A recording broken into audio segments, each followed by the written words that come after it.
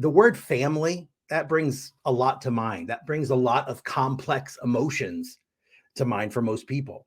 Depending on your childhood and your current situation, your current family situation, these feelings can be mostly positive, they can be mostly negative, or they can be an equal mix of both. Now, if you've experienced a toxic family dynamic, your feelings may go beyond frustration. They may go beyond annoyance. Instead, interacting with or even thinking about your family may cause significant emotional distress. Toxic or dysfunctional family dynamics sometimes are hard to recognize, especially if you're still entrenched inside them. So today, I want to take a look at the common signs that you have a toxic family member and what to do if you recognize it in your own family. So I'm Brent Webb, and this is the Mind Power Secrets podcast.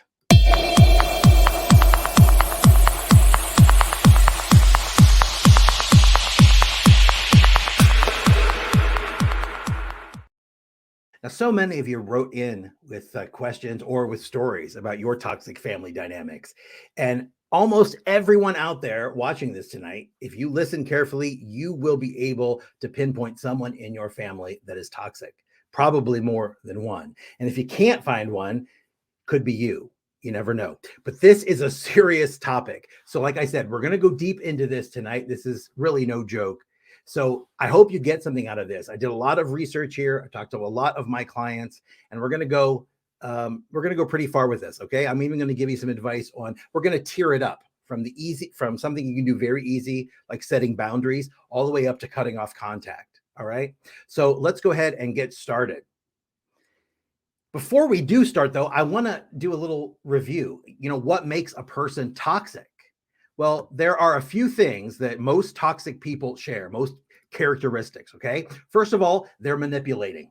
They will do whatever they need to do to control you in any situation that they feel is in their best interest. They blame others for everything, especially things about themselves that they do not want to acknowledge. They rarely ever say they're sorry for their actions. They take no responsibility for those actions. In their mind, they can do no wrong. Now, they have no empathy, no concern for anyone else's thoughts or feelings or needs.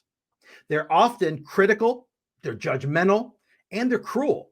There is simply no emotional filter, and they see no reason to control how they express themselves. So it can go into yelling, name calling, or, of course, worse, much worse. They make you feel guilty for things you did and things you didn't do.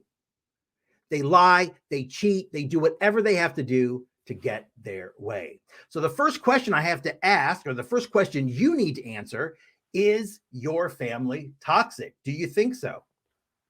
Well, humans instinctively form attachments to their primary caregivers, and they do that for survival and security. Now, these bonds influence a person's development, shaping how they understand relationships and impacting how they engage with the world. Therefore, when one is raised in a dysfunctional household or by caregivers who are unable to provide a sense of safety and security, that type of family dynamic becomes normalized for them. Think about that. All families have conflict, but toxic families, they use unhealthy ways of interacting with each other, and they use unhealthy ways to resolve conflict. So what I want you to do right now is think back to your childhood. Many people don't realize the effects that their family environment had on them until they are well into adulthood. Here are some signs that you may have experienced a toxic family environment growing up. First, were you expected to meet unrealistic standards? Now, family members take on different jobs from time to time in order to help each other out. Maybe it was your job to clear the plates from the table after dinner, or maybe sometimes you helped your mom out with watching your siblings. These things are normal, but these tasks should never have kept you from completing school assignments, playing, being a kid, getting adequate sleep. If you were raised in a toxic family, You may have been asked to parent or discipline your younger siblings or provide most of their care. Take on responsibilities like cooking meals or doing certain heavy chores before you could really safely handle that. Maybe you were asked to provide emotional support as if you were another adult or a partner. Now, were you harshly criticized? Most parents reprimand or criticize their children's behavior sometimes, but these remarks should be constructive and they should focus on the behavior, never on the child. They should never make you feel inferior, unwanted, or unloved. You also have to ask yourself, were your needs met? Now, nobody's perfect. Parents weren't always great about maybe picking you up at school on time, making you wait, or maybe they forgot to pay the electric bill once and your power was out for a day or two. That's normal. But supportive family members should support your basic needs by setting boundaries, providing discipline, making sure you received your education, ensuring you had food to eat and clean clothes to wear. Now, there's other factors involved, but if you went without any of those or all of those, that suggests a very toxic or at least unhealthy family dynamic. Now, at this point, you have to go to the other end of the spectrum because parents who are also highly involved in their children's lives and they don't allow them to grow, there's no room there for growth. They may have also not met your basic needs by preventing this development. Personal space, both physical and emotional, helps children develop. Eventually, you need independence and you need the chance to form a sense of self. Now, having said all of that, it's very important that you consider the current state of affairs in your life right now. If you suspect you're currently dealing with family toxicity, start by thinking about the way you feel after interacting with certain family members. If you end up feeling bad about yourself after most encounters with a certain family member, there's probably a good reason for that and one that you need to look into. Now, I want to give you a few more specific things to look for. Like I said, I want to go deep in this topic because once we announce this, so many people have wrote in. So I'm going to go deep here. When I tell you these, I want you to keep in mind you may also recognize them from your life now or from your childhood. Okay? Do you now or did you feel controlled? Toxic family members might try to control major aspects of your life. And that includes your relationships, that includes your career decisions. They might imply or just say outright that aligning with their expectations is a condition of their continued love and support. Now, did you feel love, compassion, respect? Do you now? Is it normal for family members to have occasional disagreements? Yes. But at the end of the day, they still should treat each other with love and kindness and respect. In a toxic family environment, you might feel contempt or disdain instead of love. Now, a toxic family member might mock or belittle your choices, attack your vulnerable points, your weak spots, chip away at your self-esteem. Your family may not agree with everything you say or do, but they should still offer that respect as you find your own path. Now, is there substance abuse involved? Now, a family member who sometimes uses or even misuses drugs or alcohol isn't necessarily toxic, but substance addiction and compulsive behavior can sometimes lead to harmful and really unhealthy dynamics in family relationships. Now, these signs can suggest toxicity in that relationship. Substance use that negatively affects mood or behavior. Emotional abuse or physical violence as a result of intoxication. Substance use that's hidden from outsiders and never discussed. A pattern of enabling addiction or substance misuse can also contribute to a toxic dynamic. So just being the enabler. Have you ever experienced verbal, physical, or emotional abuse? Any type of abuse is toxic. It doesn't just apply to physical violence. When you hear the word abuse, it also includes inappropriate touching, sexual gestures, sexual comments about your body, name calling, physical violence, sexual abuse, very harsh or extreme criticism, gaslighting, which is so popular nowadays. If this type of behavior happens repeatedly and there's never any resolution, that is usually a sure sign of a toxic relationship. What if dysfunction was or is chronic or persistent? Is that the way you saw it in your family? Very few families get along perfectly all the time. I know that for a fact. Disagreements and rivalries and tense relationships, miscommunications, those are common, especially when you're in periods of stress or change.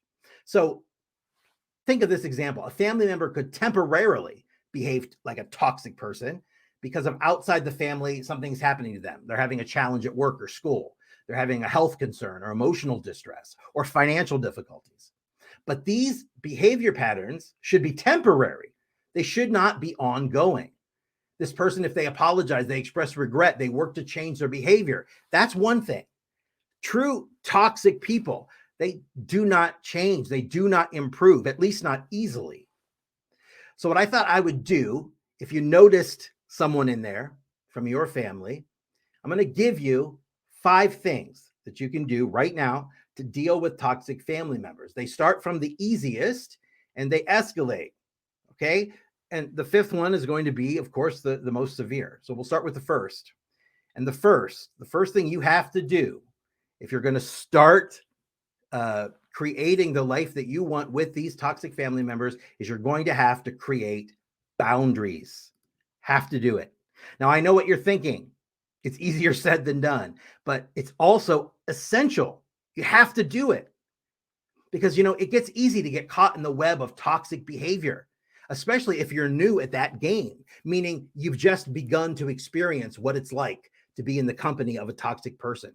Okay. Especially maybe you're in a toxic relationship. But if you're experienced, it means you've already gone a few rounds with family members and are getting the hang of it. But in reality, we never get the hang of it. Or do we really want to? How to set boundaries is going to take some time to figure out. It's going to be an individual decision, especially if there are few or no boundaries within your family now. The point is, toxic people don't want boundaries. They don't want you to have them because it's so much harder to control someone who's not easily accessible to them. A toxic person lives for invading other people's boundaries. That way they can say, they can do anything they feel, anytime they want. Creating boundaries limits so much of that behavior. Just by creating boundaries in your life, but of course you have to stick to them. It's like telling a child, I'm going to take that toy away the next time you do that. And the next time they do that and you don't take the toy away, it's lost all its power. So you're going to have to, if you decide to do this, you're going to have to stick with your decision. You're going to have to stand with those boundaries. Okay. Progressing on. What's the next thing you can do? The next thing you can do is don't engage. Don't engage. So important. Aside from, limiting your contact, which we'll get into next, it's important to not play into any interaction, especially when it's provocative and argumentative. It's hard at times to hold your tongue when someone is saying and doing outrageous things. And I used to be sucked into this so much. And it would be a day, a week, 2 weeks before I realized, I'd unconsciously been pulled into all this drama. It's so important to learn to do it for your own sake. Do it for your sanity and no one else. Anything you might say may be held against you, and nothing you say will change anyone's mind anyway. Not a toxic person. The goal of a toxic person, remember, is to control you. The goal of a toxic person is to control you, and with that, break you down so that you can be more easily manipulated. That is all they care about. So what else can you do? Well, you can limit your contact, just like I said. This may be hard to do, especially because family members, they still get together, right? On various occasions. I know some families do. And although you may not be able to totally avoid that contact, you can find ways to make sure you surround yourself with people you do get along with as a way to kind of insulate yourself from toxic family. And for heaven's sake, don't allow yourself to be cornered alone in a room, because they will do that. A toxic person has no boundaries. Don't confide in a family member that has turned out to be someone you can't trust. Don't make that mistake of doing it again. Don't share personal information that can be used against you. If you have to communicate at all, keep it straightforward and keep it simple. The second you sense argument or confrontation, do not engage. Leave the space as fast as you can. Fast as you can. What else can you do? This is so important. So many people out there are facing this alone, facing this, they feel like the world is on their shoulders. They have no support system. That is next. Create a solid support system. Given all the negative behavior, you can definitely use the support and the strength of good-hearted people, and they're still out there. There are still people who want to know you for the person that you are. Surrounding yourself with people that really care about you doesn't have to be family. You create your own family, your friends, whatever. They really care about you. They don't want to see you hurt. That goes a long way to diluting all the negativity that you have, you're surrounding yourself in the family. These friends and supporters will act as a buffer between you and those who want to pull you in and control you. They will also function as a reasonable sounding board in case there's any doubt about what you are experiencing. They won't be trying to warp your opinion or change the way that tell you you shouldn't feel that way. Now, those are all things that a lot of people do and can do. But there's, of course, one more thing that is much more severe, but sometimes absolutely necessary. And you know what it is. Number 5 is cut off all contact. Look, when all else fails, when you've gone as far as you can go and there's no different outcome or the outcome's worse, it's time to cut all ties to a toxic family member. There is nothing anywhere that says you have to be tied to someone who has no respect and treats you horribly. Obviously, you try whatever option you can to change behaviors. You try over and over to communicate differently. You're trying. You've got to try. You're attempting to make the relationship work, right? But when it doesn't, when you've tried everything you can do and things still stay the same, well, that means you've tried whatever is possible. And so in that, there can't be any guilt. There can't be any remorse. There can't be any shame in that. The final and only solution is to preserve your integrity and to preserve your health. It's you, yourself. That is your number one priority. You have to let that toxic relationship with that family member go. I like to call it letting them play solitaire, because that's the game they will now be playing. The toxic game, that requires 2 or more people to play.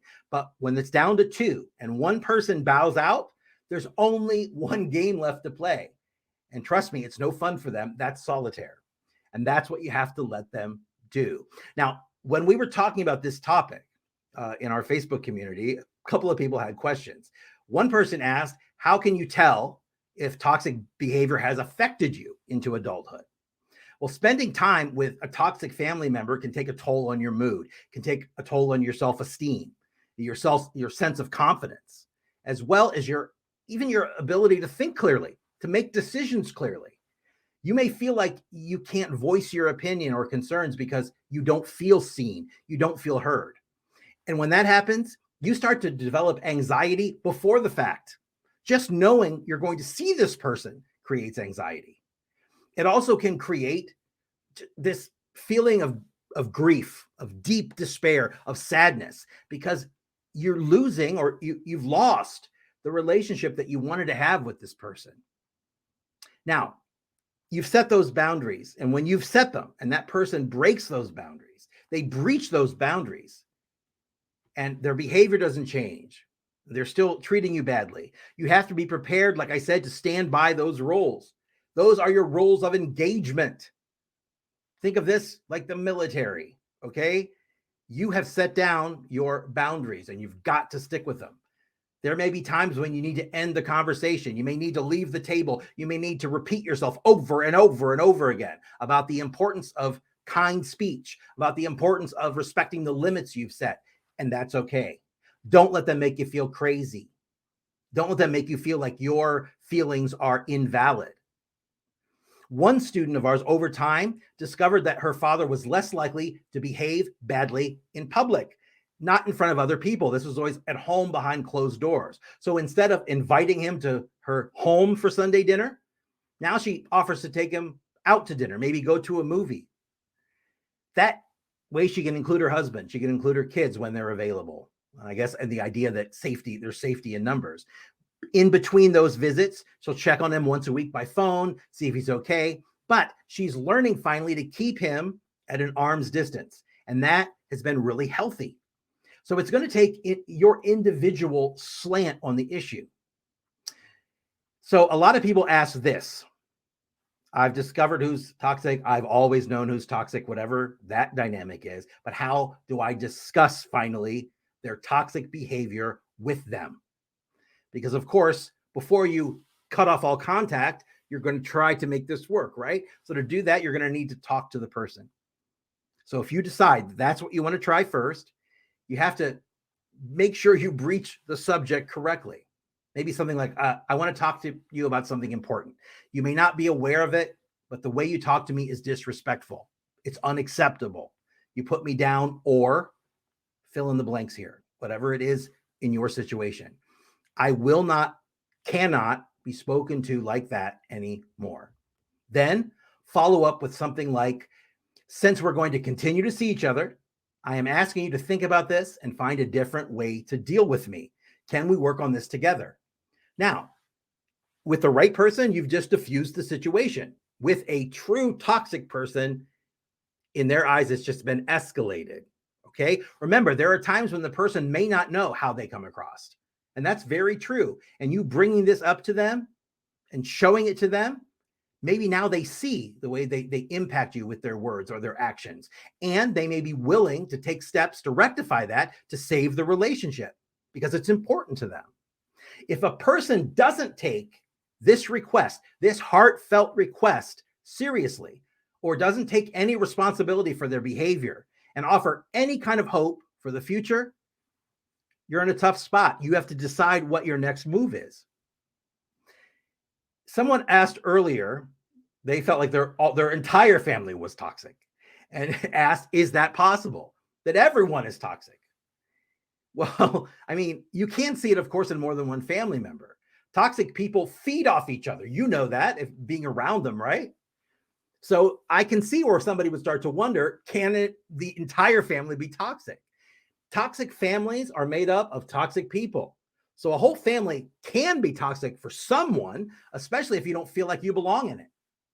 Especially if those family members group together and are consistently nasty and mean to you for no reason. It's very possible for a family to have a traumatizing family system. They have poor boundaries. For generations, it's been like this between family members, and very traumatic ways of relating and triggering each other.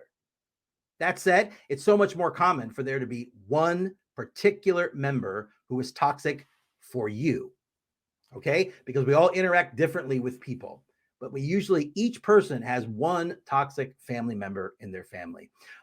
Ultimately, it's important to make a concerted effort to have compassion for yourself. You have to allow yourself to feel those emotions. You have to really feel it, because until you do that, you're never going to get through it. Okay. And those emotions that arise in relation to that difficult situation, those are your red flags. Those are the things that you need to pay attention to, the things that you need to look at. Knowing what you're feeling, it's going to help you. It's going to help you make decisions about the relationship. It's going to guide you towards using a helpful strategy to try to improve the relationship. Now, remember, above everything else, have patience, because it's not easy to change a relationship, especially after years and years of patterns of relating to each other. And those patterns are worn deep. They are ingrained in the family DNA. Of course, there's always way more to say about the impacts of harmful and toxic family dynamics and how we cope with them. There's no one-size-fits-all approach. Most often, how each person chooses to engage or not engage, and that's okay, will be influenced by countless variables and may change over time and then change again. Now, I hope I've helped you maybe start to consider how you want to navigate any relationship that may be toxic within your family. And I also hope that it reminds you that you're not alone in this. Like I said, you receive such a huge response, which shows me that there are so many people out there dealing with this. So you're not alone, and it's not just you. If you haven't joined our Facebook community, you should, because there you can deal with things just like that. There's almost 10,000 people. It's a fantastic supportive group. Everyone in there changing their lives. They're transforming. They are unleashing their mind power to transform their life. They're no longer living the lives that other people set out for them. They are following their dreams. And if you want to join, this is the way to do it. Go to brentsgroup.com. There is no apostrophe in the S. It is brentsgroup.com. There you'll get an invitation. We receive about 6 times more than we let in because we're very restrictive. This is a free community, and we are freely sharing the knowledge that can change your life. We're not selling anything. This isn't a step to some sort of program. Nothing like that. You can come and join. You can do all of this for free. This is now my mission. This is a movement. It's a mind power movement, because that's what it's going to take to make permanent change, not only in our lives, but in the lives of the people we care about in our family. So go to the website. It's brentsgroup.com, brentsgroup.com. Also, if you don't have a copy of my new mini book, it's 60 pages, a quick read, but it's 5 secrets, 5 steps, 5 strategies to the perfect mindset, because everything is a mindset issue. Everything in our lives is a mindset issue. When you figure that out, if you understand how the mind works, you can take control of your life for the very first time. I have a free copy for you. If you'd like one, go to successsecrets.net. Get your copy right now, successsecrets.net. And also, don't forget, we are here each and every Wednesday, just like tonight, 7 p.m. Eastern Standard Time. And each week with a different topic. We take your questions, we take your comments, and we give you real life solutions, okay? Every Wednesday, 7 p.m. Eastern Standard Time. It's the Mind Power Secrets podcast. So come join us, tell your friends, share, like, do all of that internet stuff. We want to get the word out. Like I said, this is a movement. We want people to learn. They're sitting with the most amazing supercomputer ever invented. We don't know how to use it. It's time to start activating that amazing mind that we have. So I'll be back with you next Wednesday. I'm also popping in and out of the Facebook group every day. So come and join, get some fantastic knowledge there. We have over 800 free videos on our YouTube channel. One to cover almost any topic you're looking for. You can take a look at that. There's a link down at the bottom. That's all I got for you today. I'll see you next week. Go out and enjoy yourself. And remember, take some time for yourself. You deserve it. Don't worry. Be happy and feel good. See you next week.